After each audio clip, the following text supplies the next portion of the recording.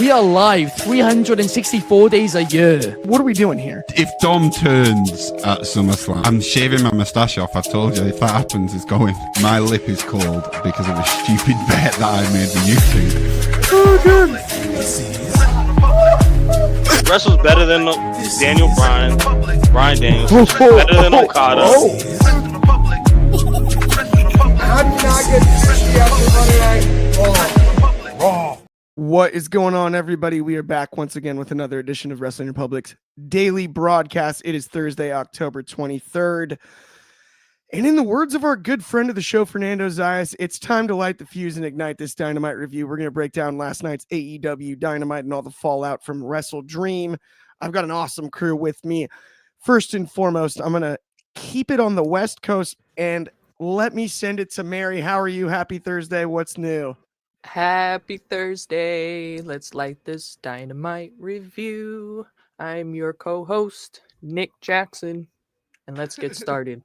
Nick Jackson is in the building. That's hilarious. I also want to send this one across the country. It's a Thursday, but get your twos up for the Tuesday Night Delight. Shoddy, what's going on? Happy Thursday. What's going on? It's your boy Matt Jackson, one half of the Young Bucks. You already know what the vibes is over here, looking broke as hell because I lost all my money. But I'm good, man. I am blessed to be here, blessed to be on the show with y'all. Clark, as usual, and all elite Mary in his house. Let's get into it, man. Absolutely. I will ask, does that make me Brandon Cutler? Or yes, you can be Brandon Cutler. Yeah, you can be Brandon Cutler. Sure. You just saw him. You said you saw him wrestle, so it makes sense. Yeah, I did. I've got the dice. He gave me a dice. With 20-sided dice. I don't know what games you play with a 20-sided dice. It's also got his logo as one of the numbers. He said Shad Jackson. That sounds like a Shad Jackson. Sounds like a offensive guard for like the. That's the sixth of the Jackson 5. All right. It's the Jackson 6. Oh, that's too good. But let's get into the show last night. I mean, it's interesting. I am a self-proclaimed sicko, no doubt about it. Shad on this very program as well. And I think Mary, as all elite Mary, would qualify as a sicko as well here. Historically, though, the immediate follow-up to a pay-per-view it hasn't been great. It's been a weak spot for AEW. I thought they made a heck of an effort last night. It was as close as it could be to being good. There were just a few missteps, a few missing pieces, I thought, but it was really close to being like an outstanding show. One thing I really did enjoy is the Ops versus the Hurt Syndicate. Obviously, we have the involvement from Ricochet. This is an interesting one. He ends up sort of being involved in the finish. We have a few funky finishes, which is something you in early AEW you didn't see often. You saw a lot more clean finishes. I didn't have such a problem with it other than maybe close proximity, but let's talk about the Ops and the Hurt Syndicate first. I want to get your thoughts, Mary, and then I'll talk to you about it as well, Shad. Well, I'll just say like I usually do. Samoa Joe. That is all. I personally enjoyed this match. I mean, I thought it was going to be like a kind of a squash, but then again, we're kind of boosting the Hurt Syndicate right now with this particular feud with the Demand. I want to say the other name really bad, but I got to say the current name, the Demand. I don't know why we're continuing this feud, but I guess they're cooking something. They're cooking towards maybe MVP, maybe finally putting up the boots to where it'll just push Bobby and Shelton as a duo again to elevate them as a tag team, or maybe it could just completely blow up all on its own and it could just be single. But I enjoyed the match, let alone the promo afterwards with Samoa Joe and him absolutely going in on Hangman. But we can talk about that a little later. No doubt. I thought the promo was really the highlight, even over the match. And if I had only one issue with this, it's that the trio's rivalry when it comes to the Hurt Syndicate and the Demand, as we have to call them, is obviously what was being pushed in this match. And that's why you have Ricochet's involvement leading to the Ops picking up the victory. But if we're talking about the trio's division, logically, doesn't that make the Ops more in line. They just defeated the Hurt Syndicate for a trios title type opportunity and things like that. It threw me for a loop in that regard because in my eyes, Samoa Joe is still involved in this Hangman rivalry as he addressed in the promo. I thought that part of it was a little funky, but I always love seeing a good coquina clutch. I want to get your thoughts though, Shotty. I did notice that as well, and it kind of like it's kind of bleeding in through the entirety of AEW as of lately, where we've seen a lot of programs, feuds deal with someone who has a championship going against someone who else has a championship, and obviously the one that you mentioned is the glaring one, right? Samoa Joe versus Hangman Adam Page. There is an extension to that. But now we're extending all these other matches, these other rivalries that you had a perfect opportunity to just put that nice bow at WrestleDream and just kind of end it. And that's a bit of my frustration. That's a bit of what is the tail of the coin of this show yesterday, right? And we'll start with this one, obviously. To me, I feel like the last match between the Hurt Syndicate and the Demand should have been the one before WrestleDream, when they had the stipulation to it and there was, overbooking and all of that. For them to even do it at WrestleDream, I was like, you know what? Not really here for it. I didn't love the match per se. I was kind of pretty much done with the feud. But now we're extending it more.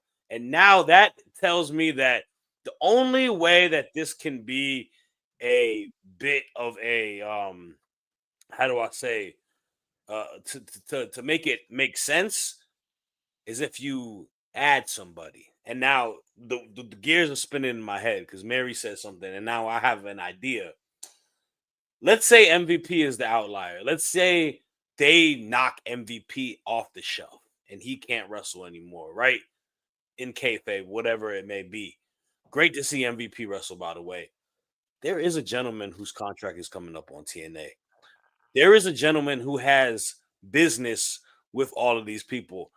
If Cedric Alexander is the end goal to get on the AEW and be the missing piece of a team that we know that he is the missing piece of the Hurt Syndicate, and that is the trio that takes out the Demand and eventually takes the trio's title, then I'm all game for it. Because that's how you complete the puzzle piece. But if it's not the case, I'm not entirely sure what we're doing. Exactly. And I sort of misspoke before, actually. Like I meant to say essentially that it would put the Demand in line for a shot at the trios titles against the Ops, who are the champions, right? Yeah. As of right now. So Demand Ops is heel. It doesn't make sense to me. The bigger built rivalry is with the Hurt Syndicate, but the belts are still on the Ops. Mm-hmm. And so to your point, maybe the logic here is MVP gets put out. Suddenly now you have Cedric Alexander join the Syndicate. They can then defeat the Demand. That's the trios rivalry along the way back to an opportunity with the Ops. The hard part for me is Samoa Joe hasn't left the main event picture. Yeah. So it so quickly turned to that. And to me, it overshadowed the fact that the three carry the trios championships, which I think are one of the coolest things that AEW does because it's unique. Like, look, we've seen nearly everything happen in wrestling, and AEW is not the first people to have trios titles. That's just right. They're not. But on national television every week, there are trios titles in AEW. That's new at the very least. And I think they've done a solid job with that division, but it gets difficult because, you're taking up, if you're going to have 4 legit trios gunning for those titles, that's 12 wrestlers on the roster.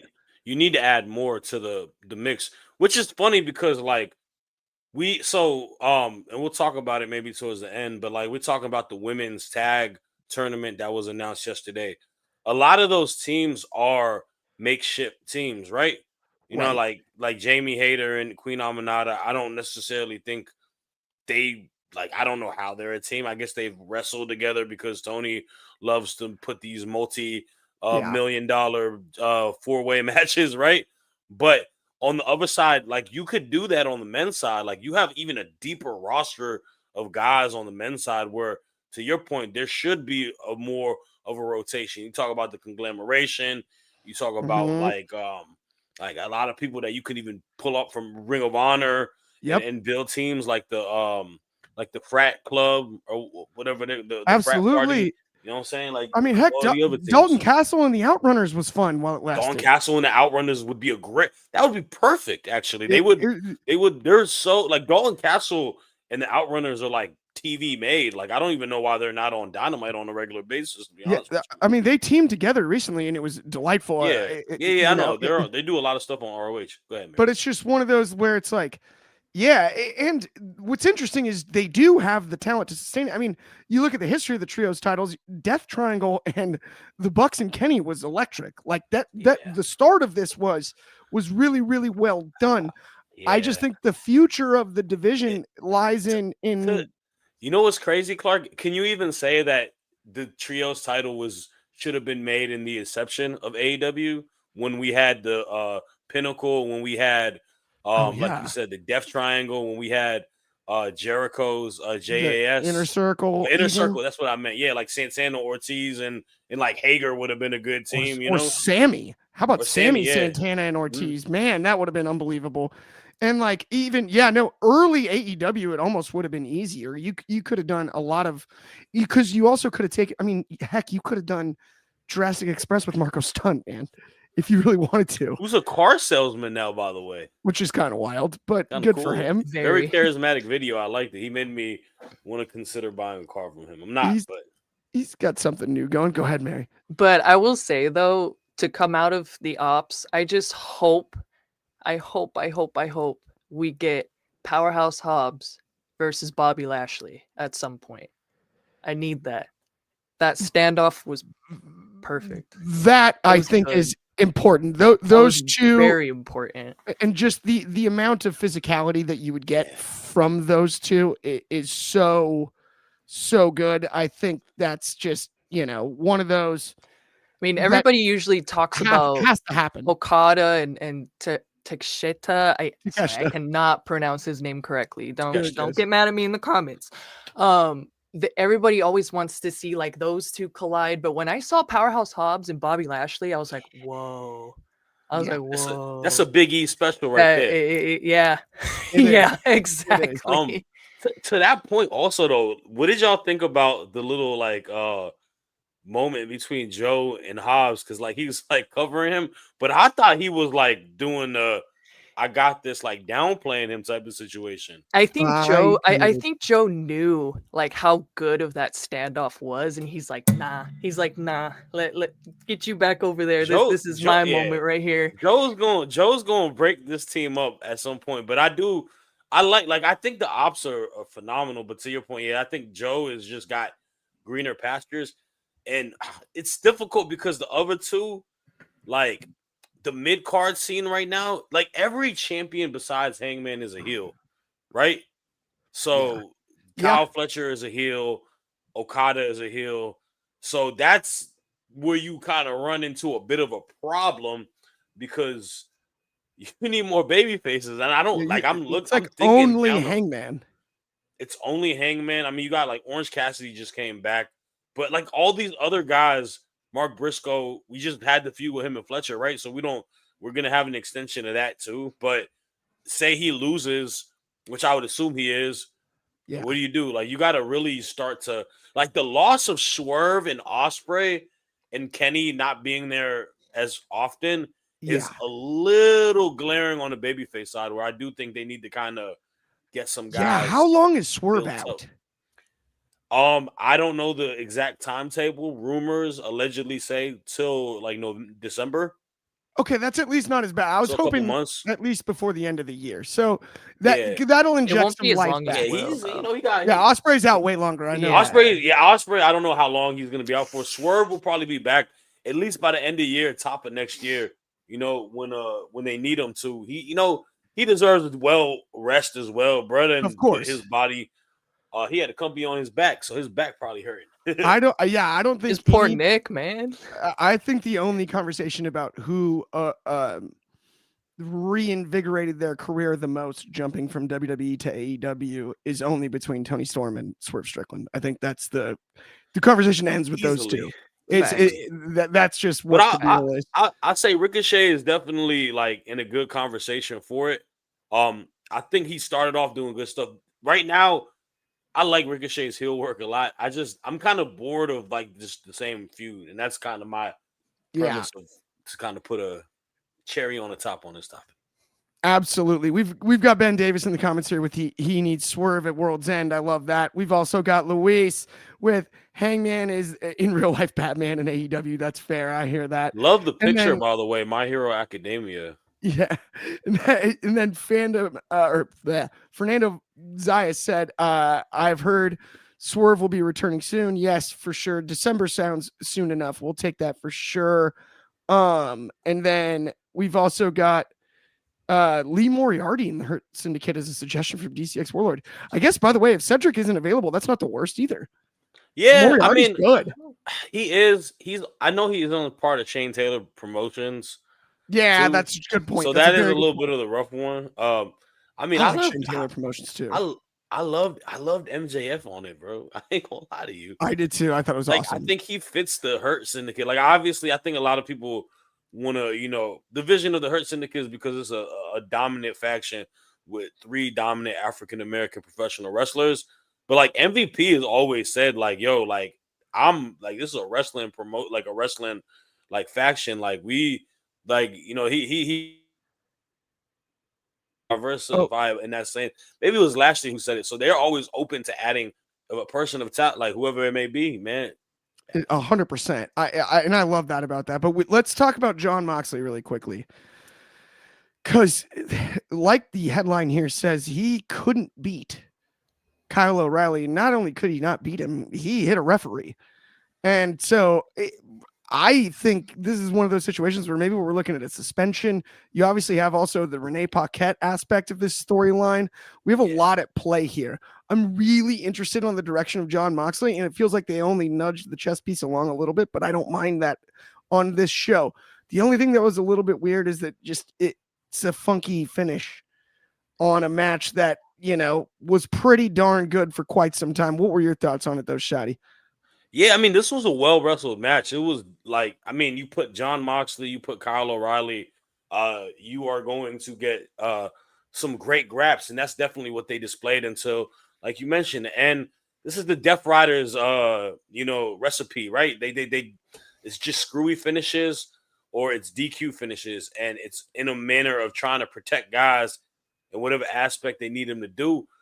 I'm not mad at it, obviously. I feel like it progresses the story. But like you said, I feel like to the point of Kyle O'Reilly, he's not doing anything at the top of the card where he needed to be protected or he needed to beat Jon Moxley. To me, Moxley, he's still one of the top guys in the company. He's one of your main event guys. He's our former world champion. And to me, I feel like they could have went toe-to-toe. They could have went the distance. Maybe a little bit of cheating could have happened, and he would have pulled off the win. But for that, and then also the match after kind of having just chaotic finishes that ended up in DQs, to me, it seems like they're leading the Blood and Guts, where it's going to be an iteration of the Death Riders versus the Conglomeration. And it's the same thing that I said earlier, man. Like, the aspect of Moxley and Darby, I don't need them together. I don't need to see them wrestle. I don't need to see them touch. I don't need to see them be in the same ring together for quite a while. Darby defied the odds at WrestleDream. Darby was the main event. He beat him. He was the flag bearer, all of that. That needs to be the cap between him and Moxley. If you're going to do Blood and Guts, it's okay to just have one Blood and Guts match and it going to the ladies. We don't need to force ourselves putting another avenue, another story to continue stuff to add it. And that's a lot of the times I feel like it's the same with WWE too, with these War Games, Blood and Guts matches.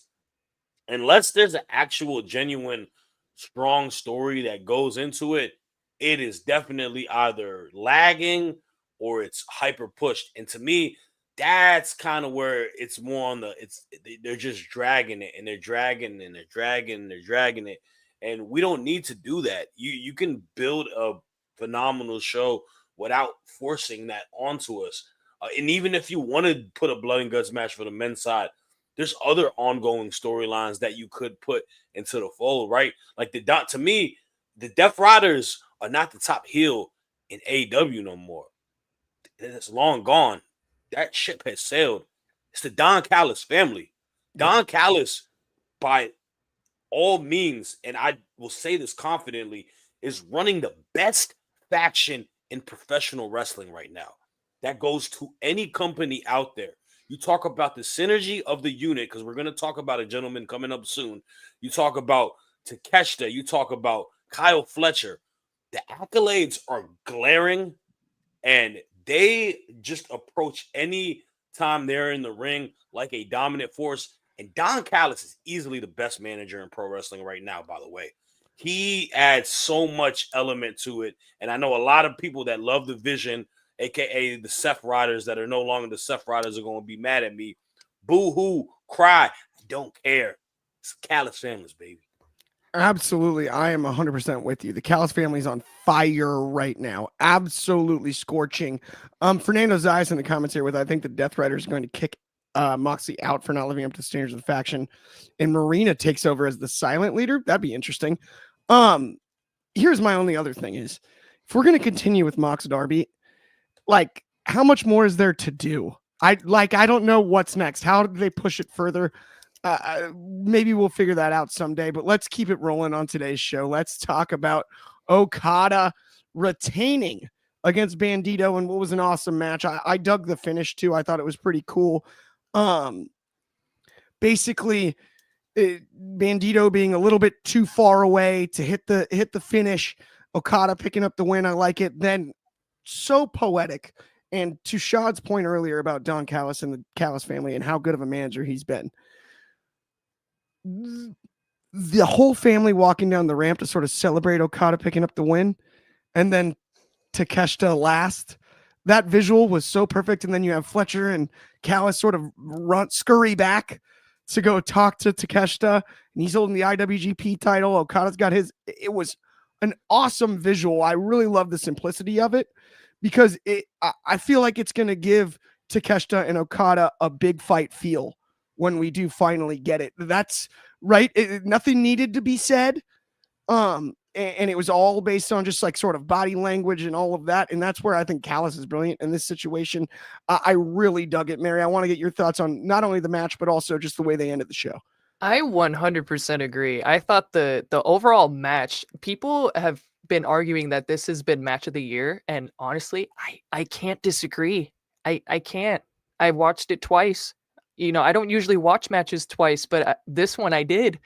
I mean, yeah, I did have to watch it with ads, but no. But anyways, it was really good. The technicality between these two, man, and then that finish when you see Takeshita at the end of the ramp, just locked in, just the eyes, like you said, you didn't even need to say a word. He just had his presence, just was aura. Like we all say it now, aura. The aura was oozing. It was oozing perfectly. And I completely agree. I think the Don Callis family is probably the best faction currently right now. It was fantastic. Absolutely. I'm with you. I think it is the best faction, or the best heel faction. Although the ops, it's hard to argue against now. It's been slow. Not slow. It's been slowly a slow build to being heels, but I think they could be the biggest heel faction by the end of this. Can we admit something finally, though? What's that? Can we admit something, bro? Because I know you don't want to admit it, but you're going to have to admit it now. Which one? Who's the best luchador in pro wrestling right now, bro? Ooh, Bandito's right there. Okay. It's. I mean, I still impart. I think. I know you were Ray Phoenix guy. I know you were Ray Phoenix. If you actually unleashed Ray Phoenix, like the full Ray Phoenix, like what he's actually capable of, I actually believe he's not just the best luchador. I still believe he's the most capable, best wrestler in the world. Like I've seen a lot of guys live, and 2 times, not once, but twice, Ray Phoenix did things I did not assume possible. And to see him in person, I'm just like, when the height of the cage at All Out 21 in that Bucks match, When he climbed up there, my mom like grabbed my arm so hard because she was so nervous, and so the height that he jumped from, and it was just like he levitated. I Yeah. don't understand how he did it. Like he was in the air forever. And then it's the smoothest landing. He pops right up. You're like, what in the world did I just witness? It's the craziest thing I've nearly ever seen. I feel it. I respect it. Yeah, and that's where I come. I believe Penta's amazing as well. There's an argument for him. Heck, Dom Mysterio, there's an argument for, but Bandito's up there. Yeah. There's no doubt. Honestly, that's more so me just trying to say the guy is. To be honest, even what you said, it might not even be Luchador. Bandito this year has been one of the best wrestlers, bell for bell. Like Fernando right here said Bandito should win Wrestler of the Year. I'm up there with that. The other thing about Bandito is he's probably slightly more well-rounded than some of the other luchadors we talk about. Like, yes, he's got the lucha libre style and whatnot, but he can do the power move as well. He's got a really, really, really deep bag. And I also do want to give a lot of credit to Brody King, though. They've just put on unreal tag matches, and like that pairing, who would have thought at the beginning of the year might be the best tag team in pro wrestling? Like just bell to bell. Oh yeah. Like who would have, if you asked me in January, like, so Bandito and Brody King are going to go on a big tag run. You think they're going to be the best tag team in 2025? I'd be like, wait, how are they? They're going to call him Brodito? Like, huh? No. And then they have, I think it's outstanding. And the other thing about Bandito that's fascinating to me is, remember how big of a deal it was when he first sort of debuted in AEW and he had the run with Jericho?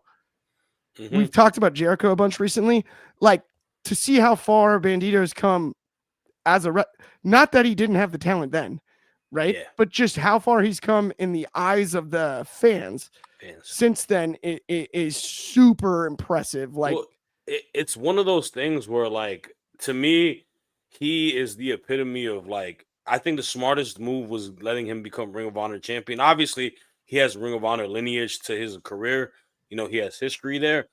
But it's also the fact that, like, why did we like Ring of Honor back in the day? Because we loved watching the technical wrestling and the just pure in-ring abilities. To me, like, where Jericho was doing stuff that was more like kind of teetering the lines and trying to toy with the idea of it, he did his job at the end of the day. He lost to an incredible professional wrestler, and that said wrestler, has kind of carried the company on his back, just like how Athena is. Athena is the same way.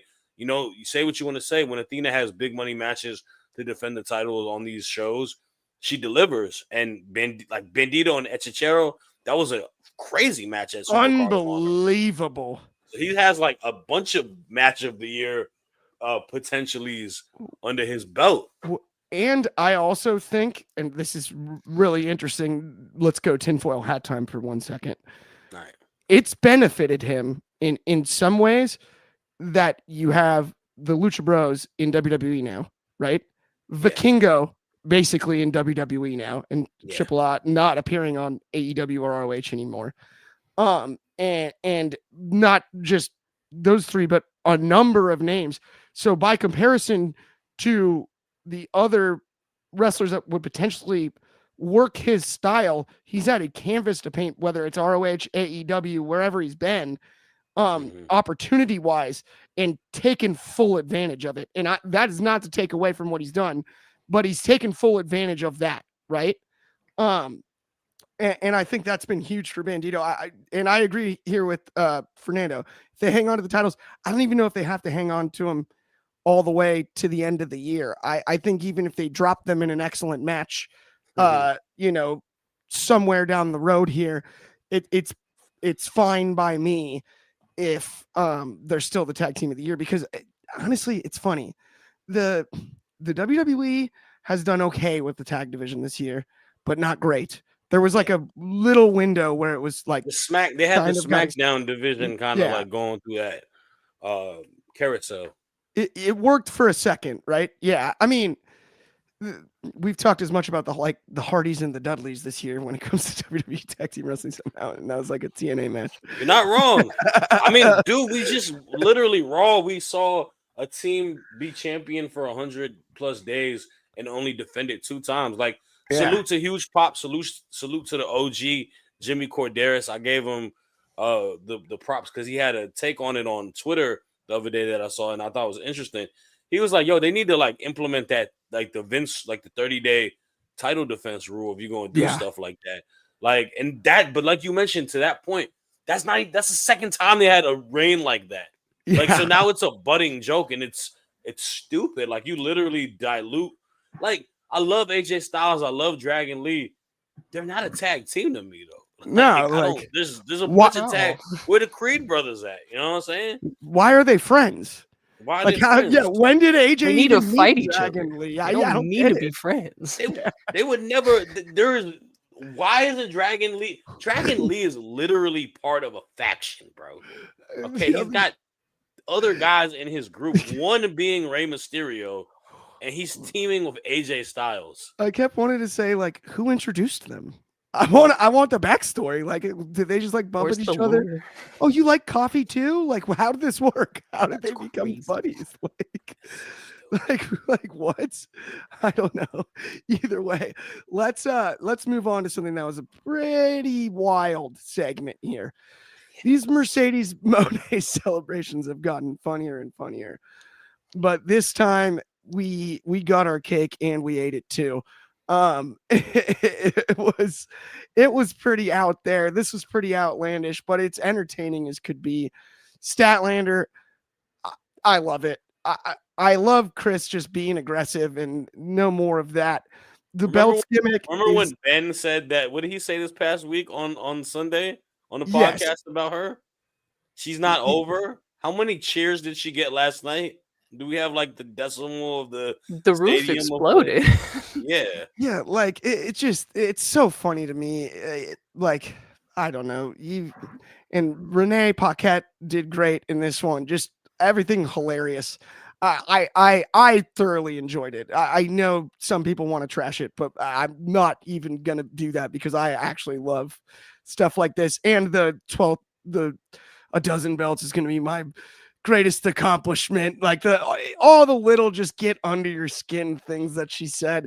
She's doing such great work. It's unbelievable that I feel like it's one thing that like it's one of those things that like we're gonna look back upon more fondly when it's over than a lot of people. I'm not saying myself because I've appreciated it for quite some time now, but this run from Mercedes is going to be looked back upon more fondly in hindsight than it maybe was at the time by a lot of fans. Mary, I want to get your thoughts though on the celebration and Statlander, of course, with the cake slam.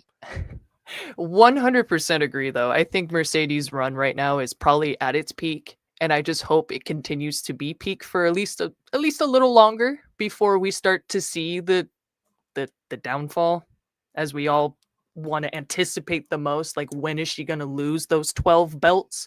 But the celebration, I loved it. From Renee talking to I forget the puppet's name. What is the Mercedes Mini puppet? Monet. Mini Monet. Mini Monet. Mini Monet. I love Mini Monet. That was absolutely hilarious. Credit to Harley Cameron showing her other talent for a professional wrestling standpoint. That was beautiful in my opinion.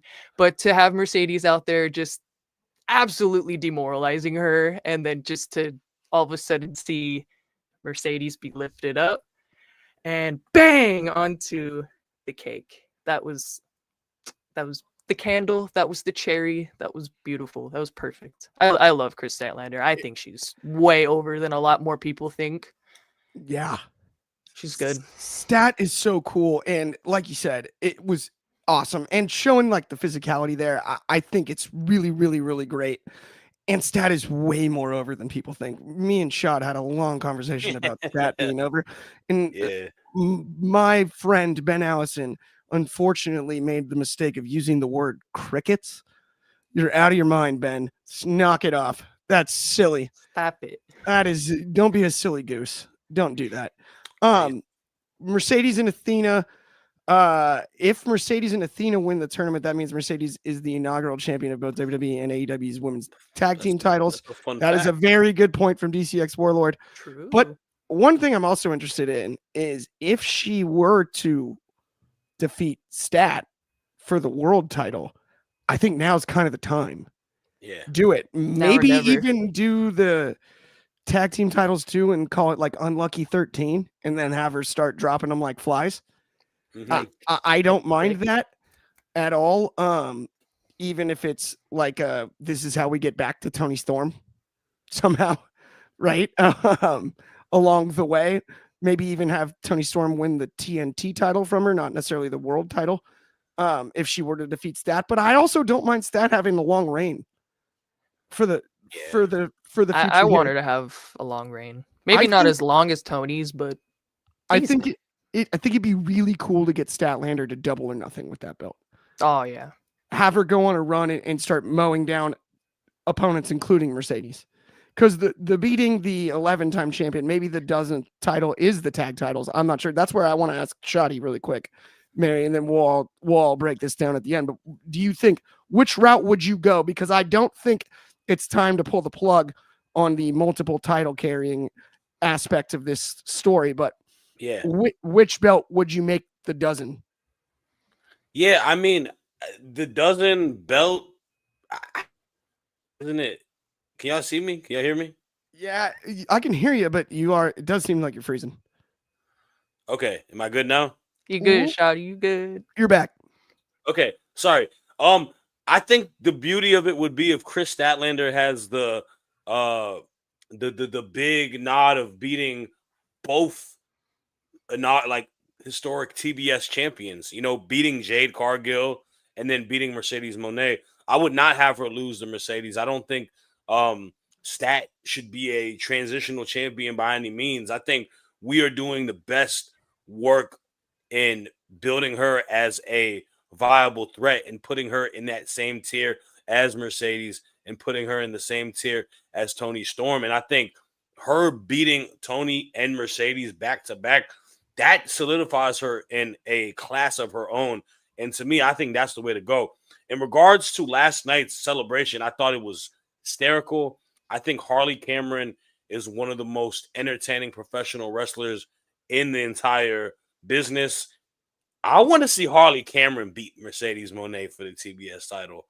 I think the fact that they've never let go of these two kind of being tied together, and you can always bounce back to Mercedes, bullying her and trashing the mini Monet. I think that is the avenue to go. And that made me want to see her become the TBS champ. I think Harley Cameron has the same. I think she's like AEW's Chelsea Green. I think she just does everything so good on the entertainment standpoint, and she's a sneaky good wrestler. I need to talk about a gripe, though, because we are going to it wasn't a topic. I hate that Mercedes and Athena is the team, by the way. Facts. The fact that Athena has a tag team partner in Billy Starks as her minion, and they do such incredible work, and we know them as a faction, and she's not in this tournament, that's not cool to me. I feel like building an OP team like Mercedes and Athena, the two unbeatable people, it adds you the fear that, oh man, they're going to kind of steamroll it. And if they do steamroll it and get the titles, as much as I love Mercedes belt collecting as much as she does, I think that's the difference, right? It's a difference to me where it's belt collecting in one company and belt collecting in the place where you can help other people out. If you belt collect all in one, it might be a little difficult for the rest of the women on the roster, and you kind of start, docking TV time for them and opportunities. I am so glad you brought that up because I was thinking about this myself. In a perfect world, give Mercedes Moné Megan Bayne as the tag team partner because it would just make people so mad. She's got the ultimate powerhouse, right? As a tag team partner. She had that with Camille. I don't know exactly what happened. But Camille would have made sense too. Yeah. But I'm like, if Camille's unavailable, and I thought about that as well, Shad, but I'm like, if she's unavailable, Megan Bayne, and you have Diesel and Shawn Michaels. That's right. Like that's what you suddenly then have. And I'm like, that is a stone unturned there. you know, and especially with all the belts, even it's even more Diesel and Shawn Michaels, right? It's awesome. I am still excited for the tournament. It's going to be fun, but like we've discussed with tag team wrestling, we don't want thrown together teams anymore. Give us a reason. Give us a reason you're a team, you know. And like you said with Billy Starks, it makes a heck of a lot more sense than it does Athena. Other than maybe like a little bit of the WWE history, like you have the 2 WWE heels. Go ahead, May. If this doesn't lead to them winning the belts, let alone losing, it better be to build their second fight. Yeah, like a rivalry. Yeah. And it's gonna be, in my opinion, for Athena's belt this time. Oh, that could be the 12th belt too. And that's what I want to see. If this is gonna be a makeshift team to eventually turn Mercedes on Athena, kind of like people have been saying online that it's in similarity to MJF and Adam Cole. Yeah. But then at the same time, only one of those guys had a belt.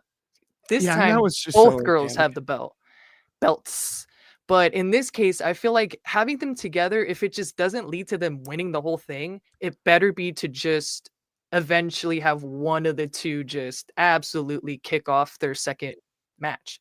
No doubt about it. No doubt about it. I'm with you, Mary, but I will also say that's going to bring us to the end of today's show. Thank you, everybody that tuned in. It was an absolute blast. We'll be back tomorrow, same time, same place. That's, of course, noon Pacific, 3 o'clock over on the East Coast, 8 o'clock in the UK, and 9 a.m. for my good friends in Hawaii. Thank you so much for tuning in on behalf of me, Clark, Shadi, Mary, everybody at WR. Have a great rest of your Thursday, and we'll talk to you soon.